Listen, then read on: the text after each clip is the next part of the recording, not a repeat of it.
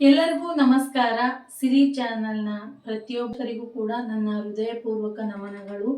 ಯಾಕಂತಂದ್ರೆ ಭಾಳ ಸಪೋರ್ಟಿವ್ ಆಗಿ ಎಲ್ಲರೂ ಕೂಡ ನನ್ನ ವಿಡಿಯೋಸ್ಗಳನ್ನು ನೋಡ್ತಿರ್ತೀರಿ.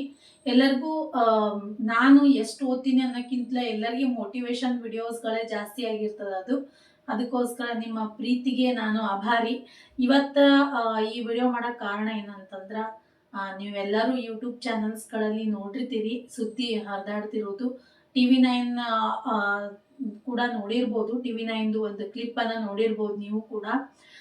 ಇನ್ನೇನು 100 ದಿನಗಳಲ್ಲಿ ಶಿಕ್ಷಕರನ್ನ ನೇಮಕಾತಿ ಮಾಡ್ಕೋತೀವಿ, 15,000 ಶಿಕ್ಷಕರನ್ನ ನೇಮಕಾತಿ ಮಾಡ್ಕೋತೀವಿ ಅಂತೇಳಿ ಸರ್ಕಾರ ಒಂದು ದೊಡ್ಡ ನಿರ್ಣಯವನ್ನ, ಸರ್ಕಾರದ ನಿಲುವನ್ನ ನೋಡಿರಿ ನೀವೆಲ್ಲ ನ್ಯೂಸ್ ಚಾನೆಲ್ಸ್ಗಳಲ್ಲಿ. ಇನ್ನೇನು 100 ದಿವಸಗಳಲ್ಲಿ ಶಿಕ್ಷಕರ ನೇಮಕಾತಿಯನ್ನ ಪೂರ್ಣಗೊಳಿಸ್ತೀವಿ ಅಂತೇಳಿ ನ್ಯೂಸ್ ಅಲ್ಲಿ ಬಂದಿರುವಂತದನ್ನ ನೀವು ನೋಡಿರ್ಬೋದು. ಎಲ್ಲರೂ ಕೂಡ ನೋಡಿರ್ತೀರಿ, ಎಲ್ಲರೂ ಕಾಯ್ಕೋತ ಕುಂತೀವಿ. ಇನ್ನಷ್ಟ ಎಲ್ಲರೂ ಆಲ್ಮೋಸ್ಟ್ 50-60% ಎಲ್ಲರೂ ಸ್ಟಡಿ ಮಾಡಿ ರೆಡಿ ಆಗಿ ಕುಂತ್ಬಿಟ್ಟಾರೆ. ಇನ್ನೇನು ರಿವಿಷನ್ ಮಾಡೋದು ಅಷ್ಟೇ. ಇನ್ನು 40% ಏನೈತಲ್ಲ, ನಾವು ರಿವಿಷನ್ ಮಾಡೋದು, ಕ್ವಶನ್ ಪೇಪರ್ಸ್ಗಳನ್ನ ಬಿಡಿಸೋದು ಇಷ್ಟೇ ಉಳಿದೈತಿ ಅಂತ ಅನ್ಕೊಂಡಿನಿ. ಯಾಕಂದ್ರೆ ಬಹಳಷ್ಟು ದಿವಸಗಳಿಂದ ಎಲ್ಲರೂ ಕೂಡ ಸ್ಟಡಿ ಮಾಡ್ಕೋತಾನೆ ಅದೀರಿ. ಇದು ಅಪ್ಡೇಟ್ ನೀವು ಮೆಸೇಜ್ ಮಾಡೋದ್ರಿಂದ ನನಗೆ ಗೊತ್ತಾಗ್ಬಿಡ್ತೈತಿ, ನೀವು ಅಭ್ಯಾಸ ಮಾಡಕತ್ತಿಲ್ವಾ, ವಿಡಿಯೋಸ್ಗಳನ್ನ ಹಾಕ್ರಿ, ಮೋಟಿವೇಶನ್ ಆಗ್ತೈತಿ ನಮಗೆ, ಮೋಟಿವೇಟ್ ವಿಡಿಯೋಸ್ಗಳನ್ನ ಹಾಕ್ರಿ ಅಂತ ಹೇಳಿ. ಅದ್ರ ಮೇಲೆ ಗೊತ್ತಾಗ್ತೈತಿ. ನಾ ಬಿಟ್ರು ಕೂಡ ನೀವೆಲ್ಲರೂ ಅಪ್ಡೇಟ್ ಅದ್ರಿ, ನಿಮ್ಮ ಅಭ್ಯಾಸ ಹಂಗೆ ನಡೆದೈತಿ ಅಂತ ಹೇಳಿ ಗೊತ್ತಾಗ್ತೈತಿ. ಬಟ್ ನಾನು ಒಂದ್ ಸ್ವಲ್ಪ ದಿವಸ ಅಪ್ಸೆಟ್ ಆಗಿ ಅಭ್ಯಾಸ ಮಾಡೋದೇ ಬಿಟ್ಬಿಟ್ಟಿದೆ. ಯಾಕಂತಂದ್ರೆ PSTR ಇನ್ನು ಕರೆಯೋದಿಲ್ಲ ಅಂತ ಹೇಳಿ ಅಂದಿದ್ರು. ಬಟ್ ಇನ್ನೂ ಭರವಸೆ ಇಲ್ಲ, ಯಾವ ಪೋಸ್ಟ್ಗಳೇ ಕರೀತಾರ, ಎಷ್ಟು ಕರೀತಾರ ಅಂತ ಏನೂ ಭರವಸೆ ಇಲ್ಲ. ಕೇವಲ ಅವರು ಸುದ್ದಿ ಹೊರಡಿಸಿದ್ದು ಏನಂತಂದ್ರ 15,000 ಶಿಕ್ಷಕರ ನೇಮಕಾತಿ ಮಾಡ್ತೀವಿ ಅಂತೇಳಿ. ಅದರಲ್ಲಿ ಎಲ್ಲಾನು ಬಂತು, HSTR ಬಂತು, GPT ಬಂತು ಮತ್ತು PSTR ಬಂತು, ಜೊತೆಗೆ ಕಂಪ್ಯೂಟರ್ ಟೀಚರ್ಸ್ ಆಯ್ತು, ಎಲ್ಲನೂ ಕೂಡ ಅಲ್ಲಿ ಕೂಡ 15,000 ಪೋಸ್ಟ್ ಒಳಗ. ಮತ್ತು HK ಭಾಗಕ್ಕೆ ಎಷ್ಟು, ನಾನ್ HK ಭಾಗಕ್ಕೆ ಎಷ್ಟು, ಇನ್ನೂ ಯಾವುದೇ ಸುದ್ದಿಗಳು ಕ್ಲಿಯರ್ ಆಗಿ ಗೊತ್ತಿಲ್ಲ. ಬಟ್ ಏನೋ ಒಂದು ಪಾಸಿಟಿವ್ ಎನರ್ಜಿ ಬಂದಂಗೆ ಆಗೈತೆ ಅನ್ಕೋತೀನಿ. ಎಲ್ಲರೂ PSTR ದವರು ಡಿಗ್ರಿ ಕಂಪಲ್ಸರಿ ಅಂತ ಹೇಳಿ ಅದನ್ನು ಕೂಡ ಸುದ್ದಿ ಐತಿ, ಗಾಳಿ ಸುದ್ದಿ ಅಥವಾ ಏನೋ ಒಂದು ಯಾರಿಗೋ ಕಿವಿಗೆ ಬಿದ್ದಿರ್ಬೇಕು, ಅದನ್ನ ಹೇಳಿರ್ತಾರ. ಬಟ್ ಇನ್ನ C&R ರೂಲ್ ಬರತ್ತನೆ ಯಾವುದು ಕನ್ಫರ್ಮ್ ಇರಲ್ಲ. ಯಾರು ಟೆನ್ಷನ್ ತಗೋಬೇಡ್ರಿ. ಟೆನ್ಷನ್ ತಗೊಂಡ್ವಿ ಅಂತಂದ್ರೆ ಓದಕ್ಕಾಗಲ್ಲ. ಪಾಸಿಟಿವ್ ಆಗಿ ಓದೋದಕ್ಕೆ ಪ್ರಯತ್ನ ಮಾಡೋಣ. ಎಲ್ಲರೂ TET ಅಂತೂ ಈಗ ಕನ್ಫರ್ಮ್ ಆಗೋದು, TET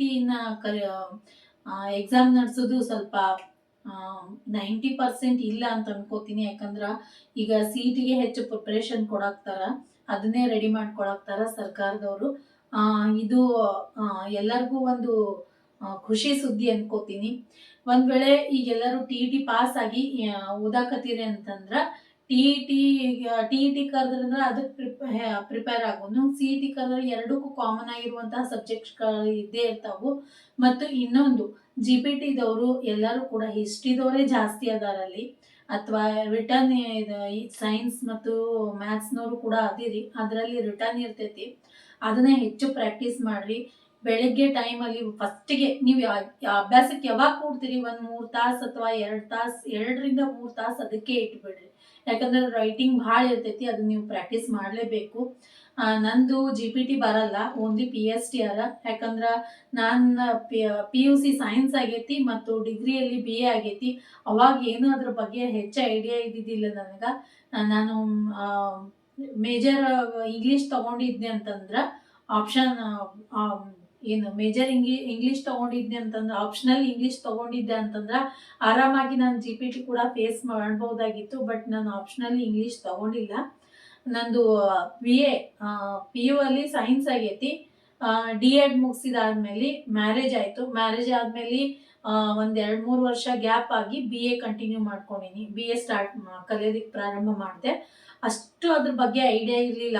ನಾವು ಇದು ತಗೋಬೇಕು ಮತ್ತೆ ಹೇಳೋರು ಯಾರು ಇದ್ದಿದ್ದಿಲ್ಲ. ಹಿಂಗಾಗಿ ನಾನು ಕಾಮನ್ ಸಬ್ಜೆಕ್ಟ್ಸ್ಗಳನ್ನೇ ತಗೊಂಡ್ಬಿಟ್ಟೆ. ಆಪ್ಷನಲ್ ಇಂಗ್ಲೀಷ್ ತಗೊಳ್ಳಿಲ್ಲ.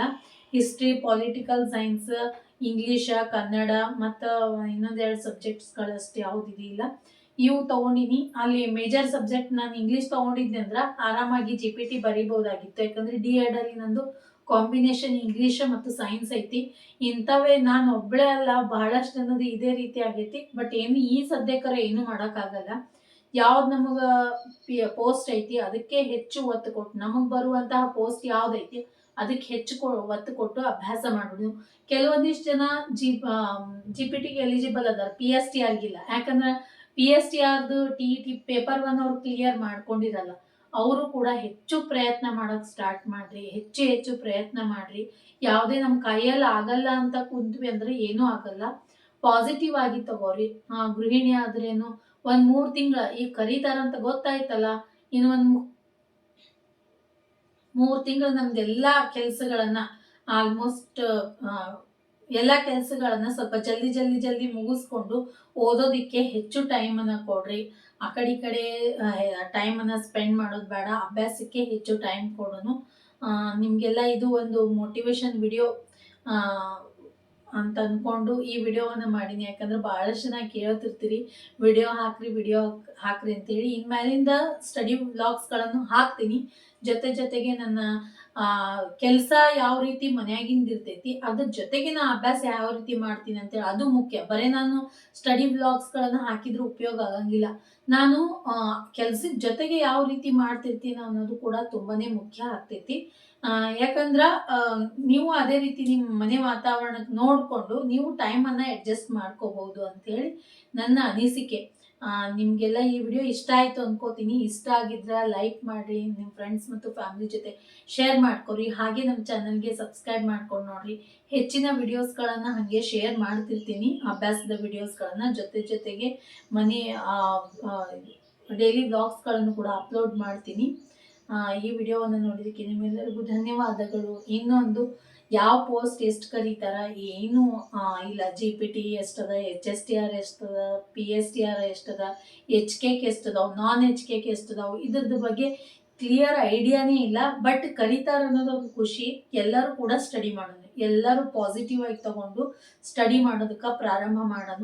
PSTRದವ್ರು ಇನ್ನೊಂದು PSTR ಏನು ಓದಾಕತ್ತಿರಲ್ಲ, ಹೆಚ್ಚು ನೀವು ಒತ್ತು ಕೊಡಬೇಕಾಗಿದ್ದು ಕಂಪ್ಯೂಟರ್, ಕನ್ನಡ ಅಂತೂ ಓದ್ತಿರ್ತೀವಿ. ಇನ್ನೇನು ಕಾಲ್ ಫಾರ್ಮ್ ಆಯಿತು, ಅಪ್ಲಿಕೇಶನ್ ಹಾಕಿದಾದ್ಮೇಲೆ ಕನ್ನಡ, ಸೈಕಾಲಜಿ ಮತ್ತು ಪರಿಸರದ್ದೇನೂ ಆಲ್ಮೋಸ್ಟ್ ಓದಿರ್ತೀವಿ. ಬಟ್ ಅದು ಇನ್ನೂ ನೀವು ಓದಿಲ್ಲ ಅಂತಂದ್ರೆ ನಾನು ಈಗ ಸ್ಟಾರ್ಟ್ ಮಾಡ್ಬೇಕು ಅಂದ್ಕೊಂಡಿದ್ದು ಕಂಪ್ಯೂಟರ ಮತ್ತು ಇಂಗ್ಲೀಷ್,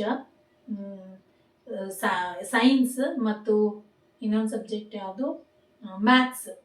ಇಷ್ಟು 4 ಸಬ್ಜೆಕ್ಟ್ಸ್ಗಳನ್ನು ನಾನು ಮೊದಲು ಕಂಪ್ಯೂಟರ್, ಸೈನ್ಸ್, ಮ್ಯಾಥ್ಸ್, ಇಂಗ್ಲೀಷ್ 4 ಸಬ್ಜೆಕ್ಟ್ಸ್ಗಳನ್ನು ತೊಗೊಂಡು ಹೋಗ್ಬೇಕು ಅಂದ್ಕೊಂಡಿನಿ. ಕನ್ನಡ ಆಲ್ಮೋಸ್ಟ್ ಎಲ್ಲರೂ ಮುಗಿಸಿರ್ತೀರಿ. 75-90% ಎಲ್ಲರದು ಕಂಪ್ಲೀಟ್, ಇನ್ನೇನು ರಿವಿಷನ್ ಅಷ್ಟೇ ಇರ್ತೈತಿ. ಮತ್ತು ಕವಿ ಕಾವ್ಯ ಪರಿಚಯಗಳನ್ನು ಸ್ವಲ್ಪ ನೋಡ್ಕೊಳ್ಳೇಬೇಕು. ಬಟ್ ನಾನು ಆಮೇಲೆ ಅಪ್ಲಿಕೇಶನ್ ಬಿಟ್ಟಾದ್ಮೇಲೆ ಅದನ್ನು ಸ್ಟಾರ್ಟ್ ಮಾಡ್ತೀನಿ. ಬಟ್ ಈಗಂತೂ ಈ 4 ಸಬ್ಜೆಕ್ಟ್ಸ್ಗಳನ್ನು ಓದ್ಕೋಬೇಕು ಅಂತ ಅಂದ್ಕೊಂಡಿನಿ. ಅದನ್ನೆಲ್ಲ ನಿಮ್ಮ ಜೊತೆ ಶೇರ್ ಮಾಡ್ತಿರ್ತೀನಿ. ಈ ವಿಡಿಯೋ ನೋಡೋದಕ್ಕೆ ನಿಮ್ಮೆಲ್ಲರಿಗೂ ಧನ್ಯವಾದ.